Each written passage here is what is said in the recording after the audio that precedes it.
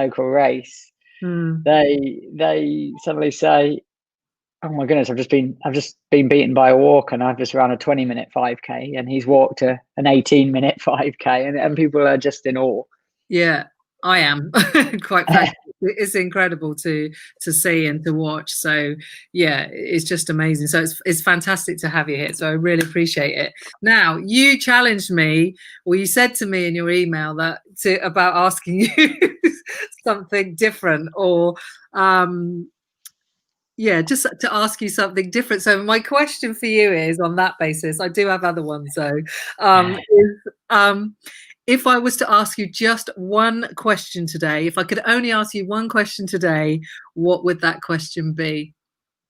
Oh, so you flipped the question back at me. Yes. And I'm not sure that counts, to be perfectly honest. I feel like that's cheating, that is.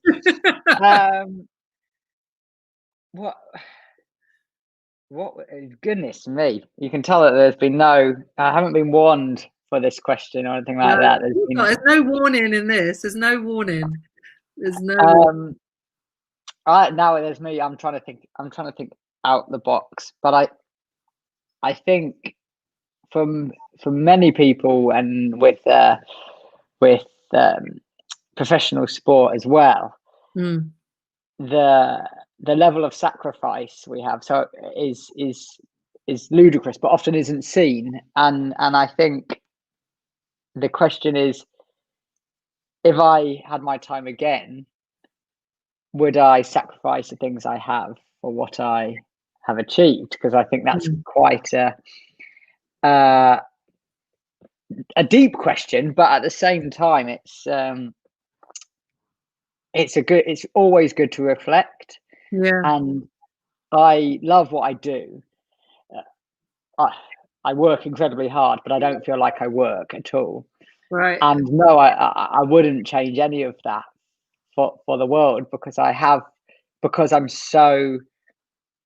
If I was forced to retire tomorrow, I'm so proud of what I've achieved. That I'm content, and I can walk away from it. And I've missed family weddings, and I've missed numerous birthdays. I spent only one of my own birthdays in the last decade in the country. Wow. with my family on it. And so it's grueling lifestyle, and it's tough for anyone, and so few people make it, that I think that question is really interesting one to sports people, because I don't think everyone would say yes, that they would do it again. Yeah, it's the sacrifices, isn't it? Yeah, absolutely. Yeah. Okay. All right. I'll let you have that. Okay. So obviously, one of my questions was how you got into it, but you've explained that really already, because you weren't that into sport. So how did that really happen? Because maybe you could explain that a little bit more, like how you actually got into walking. Was it, who inspired you to get into it, and how did it exactly happen? Yeah, I mean, it's such a bizarre sort of event. It's barely heard of often, apart from every 4 years when people say, "Oh, I saw the walking at the Olympic Games," pretty much. Yeah. And so yeah, I mean, before I joined Tunbridge Athletics Club, I never heard of it myself, and that wasn't my aim in life, was to become a professional walker at all. And yeah, just my sister joined the club because she had a friend who actually did race walking, and I wanted to kind of go along with her for fun, for fitness. My parents obviously were pleased to encourage that, and ultimately, being my sister's younger brother, I was pulled along and just chucked into a generic athletics sort of kids club. Tried a bit of everything, was useless at everything. But it was something to do, and I met new people, and it encouraged me to stay fit and healthy. And my first coach was brilliant. He was half coach, half kind of babysitter, almost, in a way, to deal with the teenage tantrums, and I don't want to do any exercise, I don't want to go train, I want to go play football or whatever.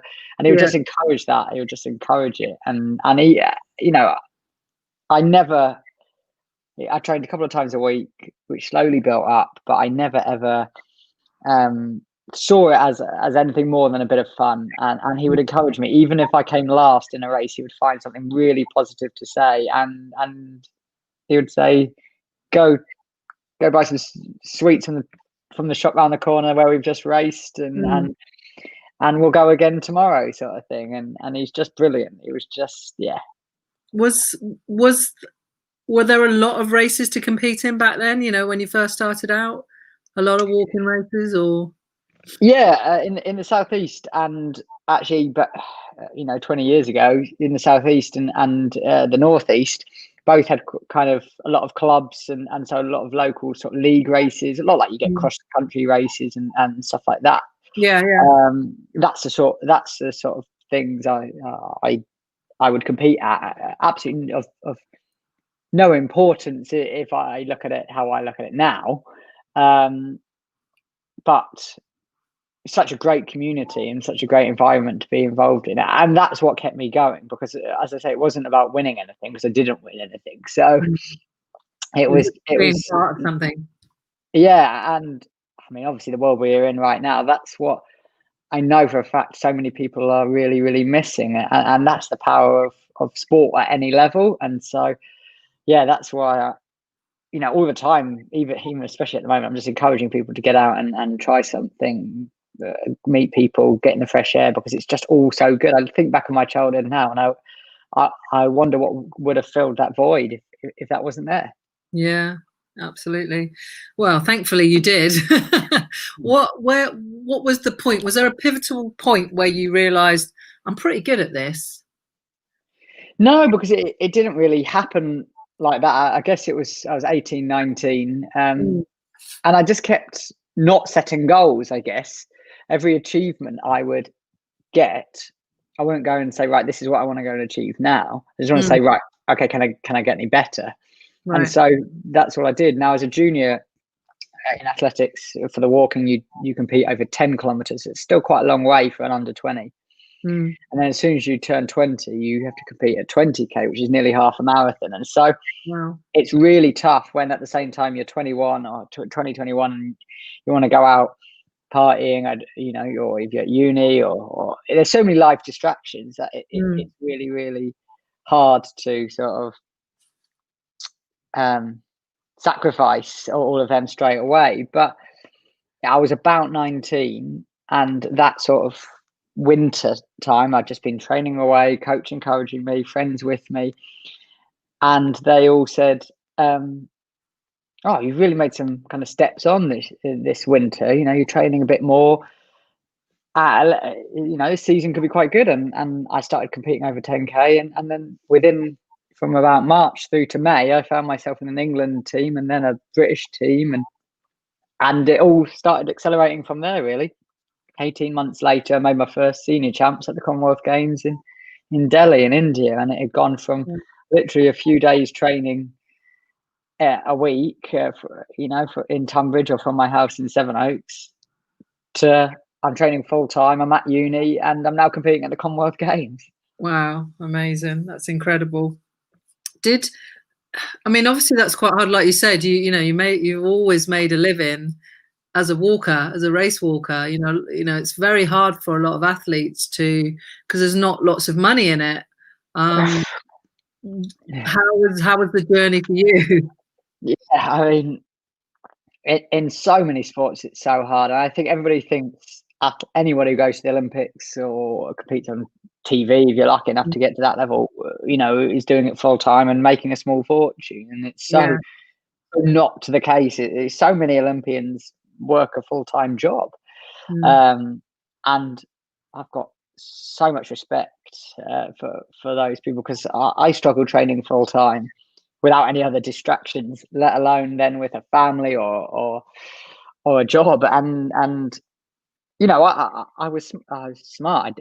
I used university for as long as I could, which a number of athletes I know do. And there is the World Class Performance Program as well, which is basically lottery funded. But there's about space for about 70 athletes on that for all of athletics. So you might get 2 or 3 athletes within each event, if that, supported. Then that's a little bit of money each month, and medical support, and travel expenses, that sort of thing. And I didn't get any of that until I was in my mid-20s. So I just kind of skipped between. I did a sports massage course so I could work my own hours, and started to develop my speaking skills and to talk for the uni as I started to race more, and just meet people, make connections. I really enjoy sort of the media side of sport, and just learn more, and always say yes to things. That's what I found, and it led me down really interesting routes outside of athletics. And it was I think it's so much easier to just say, oh no, I'll save that for another day, or I don't need to do that. Hopefully I'll get this lottery funding support next year, or you just can't risk it like that. And I think it was being quite smart and making those decisions, and not expecting the world will fall at my feet. Yeah, kind of kept me quite sane and steady. And I think my coach really encouraged that in me, and he does with all of his athletes. Because you said at the beginning of this that there's been an element of luck, which I'm interested in, because I think my dad's always used to always say you got to work for your luck. Yeah, I like that saying, you've got to work for your luck. You do definitely make your own luck, but you also have to be in the right place at the right time sometimes, and things like that. But as I say, if you don't say yes or take the chances, you're not going to be in that place ever. So and I see a lot of athletes who, I use the term like entitlement, and the entitled athlete, and they'll never succeed, because this isn't football.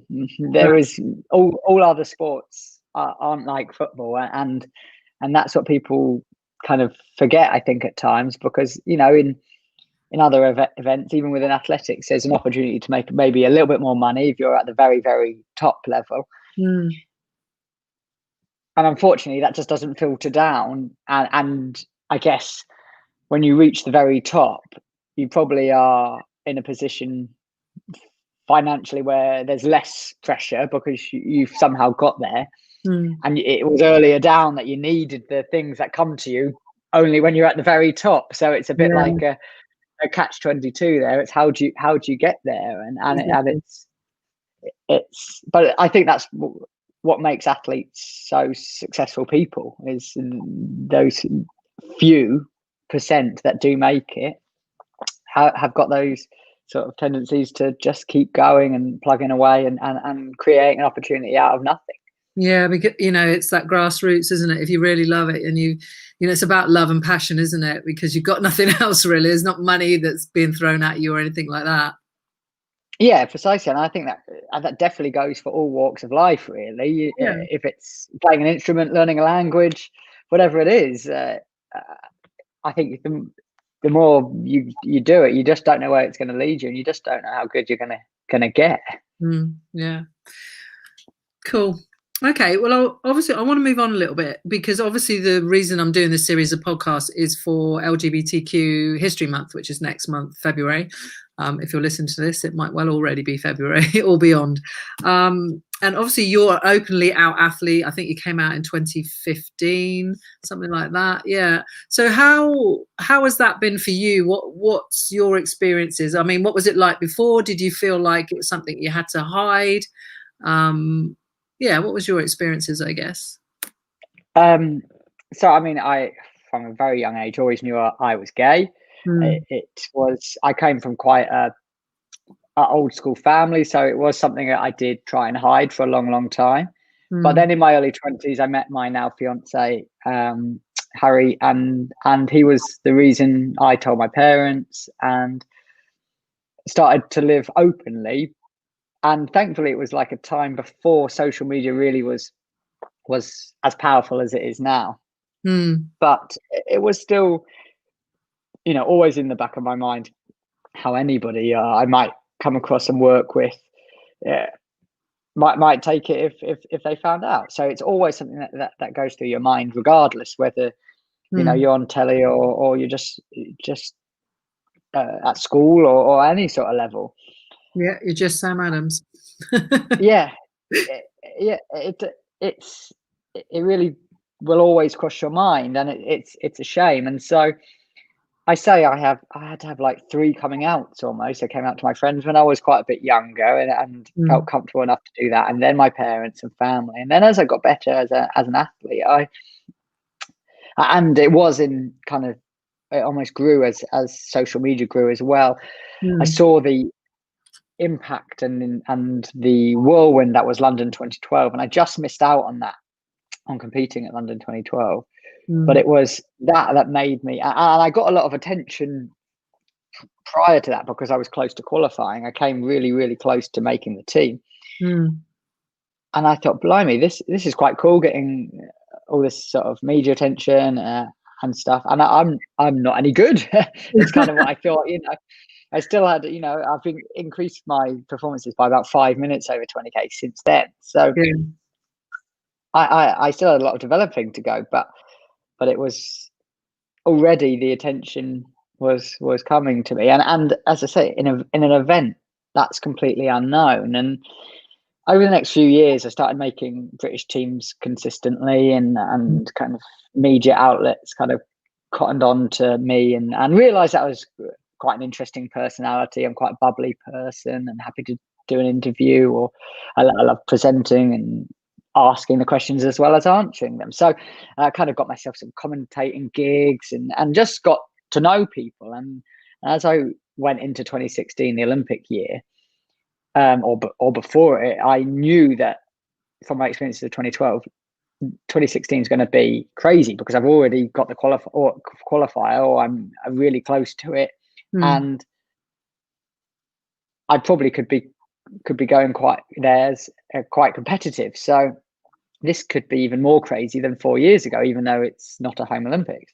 And I was right. And so at the end of the 2015 season, I spoke to my agent at the time and I said, how could we do this? I just want to put it out there so I have control. So then I can talk about Harry in interviews and it not be a big surprise and shock to anybody. Or if it is, I don't really need to talk about it. Here's the statement I released in September 2015. It snowballed really, and he mentioned it to a couple of producers that there was, I wanted to do this and I wanted to speak about it publicly. Not because I felt like I was any sort of A-list celebrity or anything like that. It was purely about having some control over it, and it absolutely changed my life, and it opened the door to a world and an environment that I had no clue existed, and really the problems of how poorly represented LGBT people are in sport, and it was absolutely touching, the messages of definitely of support, and people saying how they just feel like they can't, one way or the other, be involved in sport or be themselves whilst being in sport. And how, they wish they could do what I did and be as brave as me and all this sort of thing. And I was thinking back, I'm doing this for totally selfish reasons to protect myself. That's what was going through my head. And that's why I look back now and I'm like, it's the best thing I ever did, because I had no idea what the impact was going to be. And it's only really little old me doing it, and it just, now I think back and it really fills me with absolute pride to know that I was hopefully able to help a few people, and still get messages to this day. I'm sure you do. Yeah, I'm sure you do.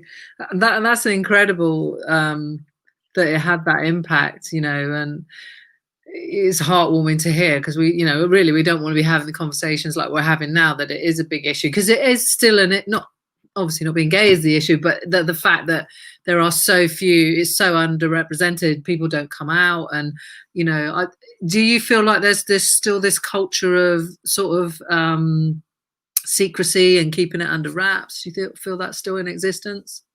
Oh yeah, 100%. I mean, the fact that it was breakfast breaking news, for TV, all this sort of attention for me and an absolute nobody. I can't imagine what people in, you know, more household names really are feeling, and how they cope with it. And it's so tough, because whether it's football or rugby, you know, real A-lister sports, or every 4 years when the athletics comes around at the Olympics, or other Olympic sports happen, everybody wants to know everything about their Olympians, about you know, who's winning medals and this sort of thing, and there's no hiding it. And it's not just being out to fans, and that means you've got to be out to your family, teammates. You've got to have a reason to be out, whether you have a partner or not. It's so complex, and sport doesn't do enough. Clearly, sport hasn't done enough to support those people and their families and their setups. And I can't stress enough that after coming out, I don't know whether it was just my peak in age and that sort of thing. Yeah, after that, and perhaps not having that worry of somebody finding out within the media, I went on and, as I said, finished 6th at the Olympic Games. A year later, broke a world record and went on to break 2 more and won the Commonwealth Games medal. And British records fell like there was no tomorrow. And it's got to have played a part. Absolutely. I think it's coming out. It's got to have played a part. That was one of my questions. You've kind of answered it without me asking it, really, because I'm a big believer in us. The way for us, doesn't matter whether we're an Olympic athlete like yourself, or, you know, whoever, little old Sam Adams like me. Like I said, I think, you know, we do our best work and we are our best selves when we can be ourselves. And it definitely, you know, how we feel inside affects our performance in life. So I am, like, you know, doing this podcast, and I'm really keen to sort of ask whoever comes on about the impact it has had on their training and on their performances. And clearly for you, it's had a positive impact. Yeah, absolutely. And I did the interview with Victoria Derbyshire back in 2015, and she said to me that day, "Will this change anything, do you think, in your life?" And I said, nah, you know, my family know, I've got a loving partner, all my teammates know, and my coach knows, and everyone's supportive. Little did I know how much it really would change, you know, not just the public stuff, but perhaps it made my life then so much easier, and almost gave me more confidence to train that bit better and compete to that next level. Yeah, that's really interesting. Do you feel like you were consciously aware that you were sort of carrying it? Did it feel quite heavy to not be sort of openly out? No, not really, but I was a bit more reserved and not withdrawn, but I just wasn't 100% me on teams and interviews and stuff like that. Whereas, you know, now you either you like me or I was tough. Once you get to my age, Tom, and then you really don't give a bleep. And you're just like, I don't care what you think. Life's too short. So what, I mean, so did it change anything within your training environment? Obviously, you know, your obviously your coach, and that was not just them, but around the British team and everything like that. How was it within sport directly? It's really short answer to this, and fabulously, it changed nothing. Brilliant. Absolutely nothing, except for within my sport, a handful of people over the years coming and messaging me or coming to speak to me privately and asking some advice and things like that. But apart from that, it didn't change a thing. And that's what I love about athletics, especially. It's so diverse. Yeah, I mean, I love all sport, but I did athletics as a kid, so I just love it. I just love it. So it's nice to hear that. I'm speaking to Corinne Humphreys. She, you know, probably know her. So I think it's next week. So yeah, maybe she'll have a similar story. But it's so fascinating to get to talk to people like yourself and hear your experiences, because sadly, that's not the experiences of everyone, is it? No, and Corinne might back you up there with that point there, that, you know, we recently started the Athletics Pride Network at British Athletics, and because not everybody has had my experiences within the sport of athletics, and I know more and more sports are pulling pride networks together, a lot like how football clubs have their LGBT supporters groups. Yeah. It's been seen that, you know, other sports need to do the same, and it's been really, really welcomed, and so that, yeah, that is because not all sports are welcoming. You know, it's not that there's obvious prejudice, but it's just the sort of day-to-day things that just slip on under the rug and aren't talked about really, and never called up. Whereas, you know, in place of work and nowadays, you not watch what you say, but you've just got to be as open and welcoming to everybody as possible. And sport, I've always said this: sport doesn't judge people. Sport is as good as you can kick a ball. You know, run around a track. That's what's judging you, is how fast you can do that, or how well you can do a skill. You know. But That's what sports like obviously cricket and rugby and football, they're very male dominated sports, aren't they? You know, the audience is very male dominated, and probably they are some of the hardest ones I should imagine for someone to come out in.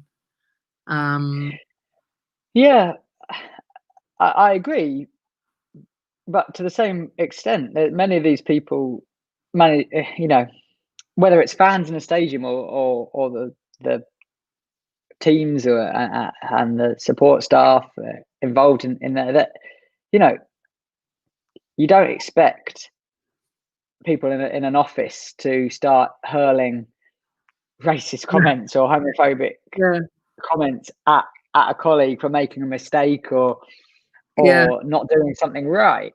Yet they will go and do that in a stadium, and they will shout that down at an opposing player or it's just, it's like people need to reflect on how they would react. They are real classic of when you see a runner, especially a girl running down the street or something, you know, would you whistle at her and that sort of thing. Nowadays, people are finally going, yeah, that's ludicrous. And why do we suddenly feel this sort of urge to spout whatever we want, and then stop and think, actually, what on earth am I doing? Like, why is that banter? Why is that? And that is exactly the issue in sport. Is it's so far away from how you would behave in normal day-to-day society for so many people. Yeah, absolutely. No, I agree. Like, you know, the office environment, you wouldn't go there and get it wrong and someone hurl a load of homophobic or racist abuse at you because you made a mistake. But yeah, on a football pitch or a rugby pitch, it's you know, sadly that's what happens. What, you know, do you think there's enough being done? I mean, athletics, I think, is maybe leading the way, because you do have your athletics pride network. Tell us a little bit about that, actually, about what that is and how that works. I mean, that we set that up at the end of 2019 through brilliant work of a couple of people within the sport, and it's just we haven't really been able to do anything in person because of COVID, which has been really tough. But it was just a way to show support and educate, hopefully, our athletics clubs and everything from major competitions down to grassroots level, that LGBT people are welcome and have a voice in our sport. And we've had so much engagement from clubs and from other athletes, and it's growing slowly but surely, and it's gone a bit international as well, which is fabulous. And we've had other sports reach out to us saying, help us do the same here. And it's as simple as that. You know, we're still finding our feet, and it will take a while to continually grow because of COVID, but hopefully we can be visible at races and sort of coach education and athlete education, and just help athletics be even more welcoming than it already is.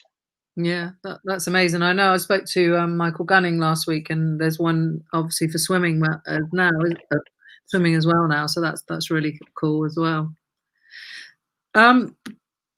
What would you, I guess, I mean, obviously, when you're competing at the levels that you are, you're an elite athlete, and like Michael what is, and like Corin and that, life is tough at the best of times. Being an elite athlete, you have to put yourself in physically difficult places. I think it's really, really tough on your body, and your commitment levels are huge.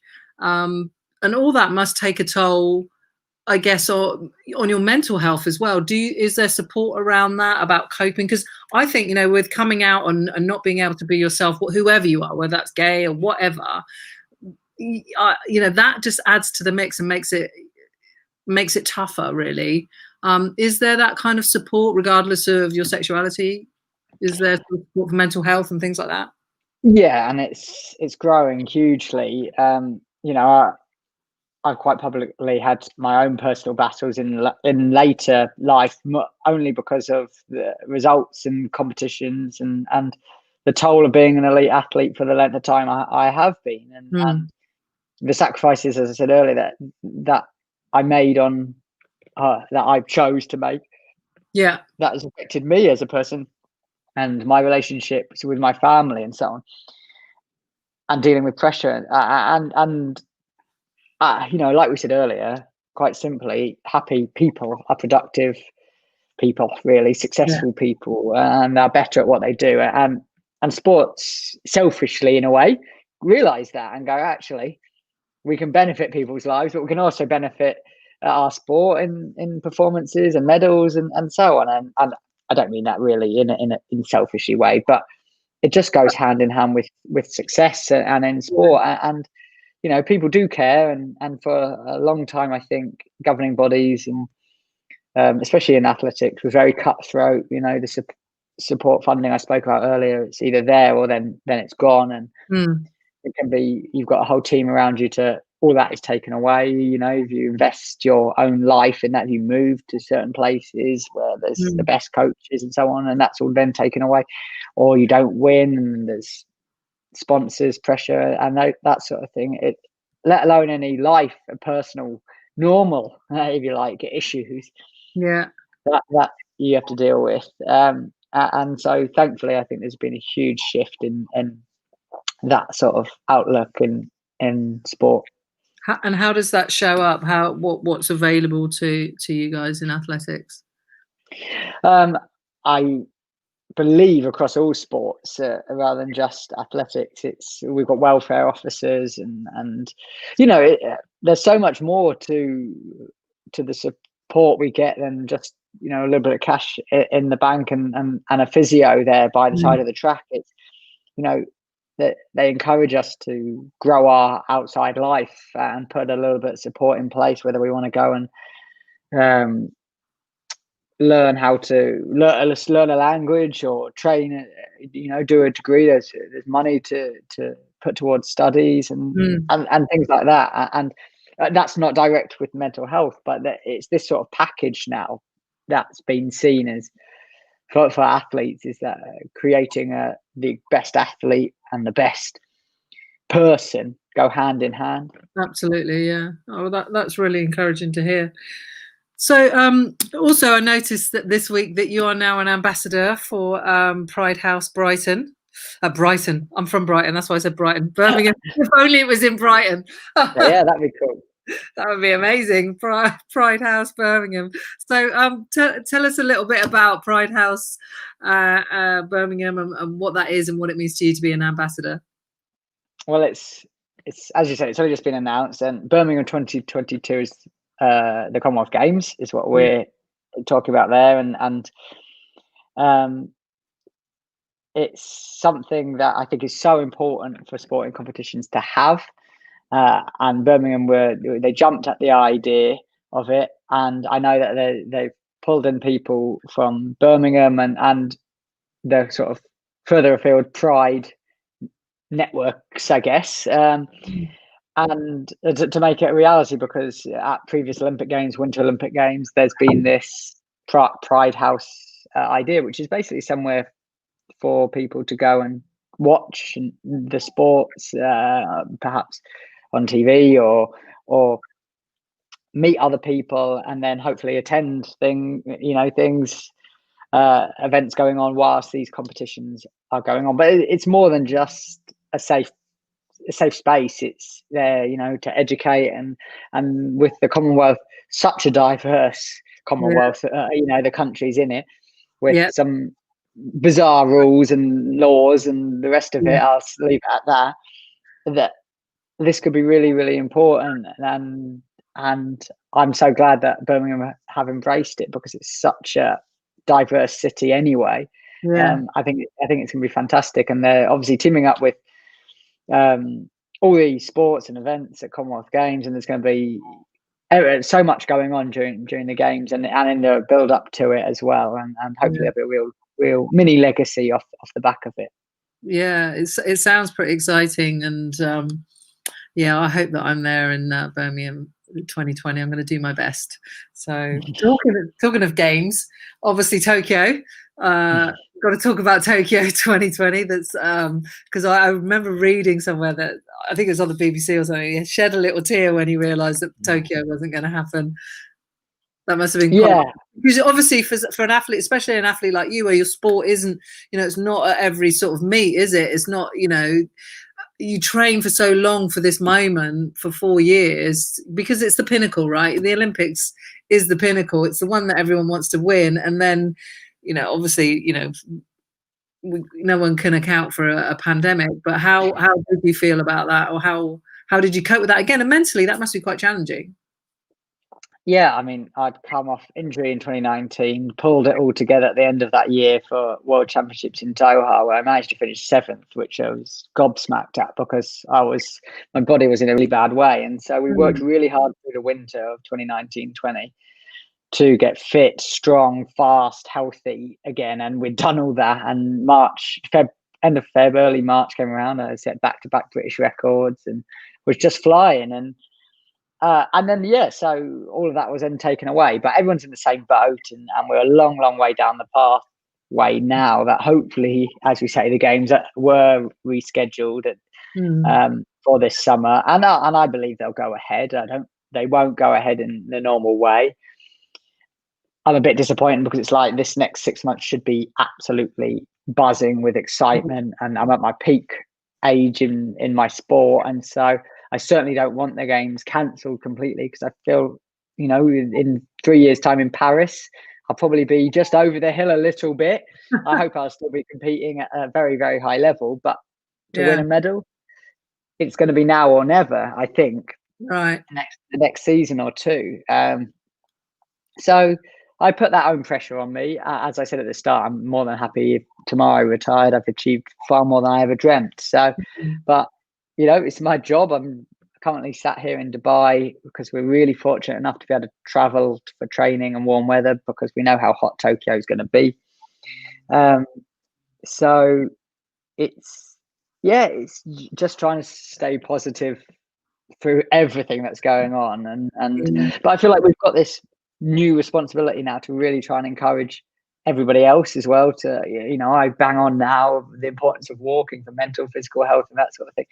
But if this run up to Tokyo and having these games now as a light at the end of the tunnel, almost of perhaps the beginning of a new normal to the world, that's a really, really big responsibility for the games and for the athletes. And having said that, my diary is filling up, which is really nice, of interviews. I've got at the end of this, in a few minutes, I'm on with BBC, and then there's more interviews tomorrow. That's brilliant. Yeah, exactly. So I try and, when you're training full time, I try and squeeze everything into a few hours. But, at the start of the year, I was like, I'm probably not going to be that busy and that sort of thing. But got stuff lined up for when I get home. And for athletes like me, making the most of these Olympic year that goes hand in hand with the performances as well. It's all like the payoff, I guess. And so obviously I'm just a bit selfishly, I'm really pleased I've done an Olympics. I've got that true Olympic experience. And and hopefully I'll have a third as well in me, as long as I stay fit and healthy. So, you know, there's always tomorrow. As we said, Birmingham 2022 is already next year. There's a World Championships next year, but there's nothing quite like an Olympic Games. And so, yeah. No, it's the pinnacle, isn't it? And I was supposed to be going to Tokyo as well. I had everything booked to go to be in Tokyo for 3 weeks. So, you know, I know I wasn't competing, but I was gutted as a sports fan. It was just like, yeah, you know, obviously it was around for London 2020, which was amazing. But yeah, going to Tokyo was going to be a big thing for me. But yeah, well, I hope for everyone's sake that it goes ahead. I think it will come. It will be you know, it's the biggest thing anyway. You know, we probably won't be moving around as much still, so you'll have probably even bigger audience than perhaps before, really. So yeah, I'm glad that you said that you're hopeful that it will go ahead. So we'll keep our fingers crossed, and I hope you stay fit and well for that. Couple of really quick questions, because we're coming to the end, and I know you've got to go to the BBC. But I really appreciate all your time this afternoon. I guess what's been your greatest challenge? Pretty obvious question, but I have to ask it. I mean, I say the obvious. For most people that weren't aware, it was everything around London 2017 was a home championships, which in my event you can get disqualified from if you're classed as running rather than walking. And so for a 1 day challenge, it was that day, and it was getting over that kind of sparked a little bit of a really dark period in my life for me after I was leading the World Championships in London in 2017 in front of tens of thousands of people lined the streets that day. It was phenomenal, and I think that's what kind of blew my chances almost, was I let it all kind of take over my race, and I threw my chance of a medal away, really. But a lot was learned from then. But as everything we've spoken about, there's been lots of little hurdles, which I think has really made me who I am, from coming out numerous times to the challenge of training every day, being away from my fiance, my lovely Labrador, at home. And you become, yeah, you just become resilient. And so I know I've said a load of things there, but life is more than just your one really bad day. It's what makes you as a person, and those little challenges I see as who makes me now. Yeah, absolutely. Yeah, I remember watching that. Yeah, I was watching that when that happened. So yeah, I can imagine how tough it was. What do you think you learned from that your toughest challenge, I guess? I think, as I've said it almost a few times through this interview, is after the years of kind of figuring out kind of what was wrong, and then reaching out and getting help for that as well, was that, as I've said, I'm already content with everything I have in life, and that external pressure that I put on myself, as well as media and the rest of it, is totally unnecessary, and just takes away from who I am and what I'm doing. And learning that I'm an all right person. I'm hopefully going to be a good fiance, a good dog owner, a nice son, brother, and I'm already a successful athlete. And if I can achieve anything more, then great, and keep working at it, sort of thing. Amazing. Oh, thank you, Tom. Well, our communications have been lovely, so I can attest to that to anyone listening. One couple more really quick questions. What's the one question I didn't ask you that you wished I'd have asked? I'm not sure. To be honest, it's more the other way around. I'll switch it again and say, I'm glad you didn't ask me the real. I hate the questions where, do you know of any other out athletes, and is there loads hidden away, sort of thing. And this sort of almost out for a story, or have you had any negative experiences? You know, we've spoken about the challenges, but the results and the positive things as of that, rather than the negatives of something. Because when I came out publicly, 90% was massively positive, 10% was horrific. But we really don't need to focus on that 10%. Need to admit it's there, that things like the Athlete Pride Network is essential for changing these things, and I can't brush them under the carpet. No. But I know that doesn't make a good news story, does it? So that's the thing, but it's also, you know, it's a bit of human nature there as well. You know, there's this experiment that I think it was a university professor did, and he had an A4 sheet of paper and he drew a little red black dot in the middle, and he gave one out to all of the students, and he asked them, they gave him the bit of paper and he said, right, you got that bit of paper, what do you see? And they all said the black dot. Nobody said the white that was around it. It's human nature to focus on the darkness and the, you know, that bit, that darkness in the middle. We do it. I don't know why. It's the brain, isn't it? It's our ancient brains that it's all about survival and getting by, and rather than looking for the light that's around it, which, you know, for me, you're a clear example of that. Of not that really. You don't look at the dark, that one thing that happened. You look at the light around it and what you've achieved, that you've had this, you know, you've got this love for what you do, and that you just feel grateful that you've had the opportunity to do it at such a high level and achieve everything you have. And I bloody love that. I think that's amazing. Yeah. And it's been really great talking to you and just hearing your positive experience, and that athletics is doing, by the sounds of it, as much as it can do right now to help, you know, LGBT athletes, to support them and obviously their networks, because it does have that ripple effect, doesn't it? Yeah, absolutely. And more is just going to happen, hopefully, as you know, we get out of COVID. So, and I enjoy these positive sort of chats on it now. Yeah, it's good. Well, I'm not a BBC News journalist or anything. I don't need to do it. I just, you know, it's just been fortunate for me that I've, you know, I'll get to speak to amazing people like you and Michael and Corinne and, you know, Lou Englefield from Pride Sports and things like that. Because, you know, I guess the selfish part of this for me is I'd love to be involved in sport in a professional capacity in what I do in terms of my life coaching. So I guess that maybe that's the selfish element of it, really. And that I get to speak to great people like you. So sorry, I have to admit that, you know. Oh, but I think that's what athletes love, reaching out and connecting with everybody, because then they make others feel part of it.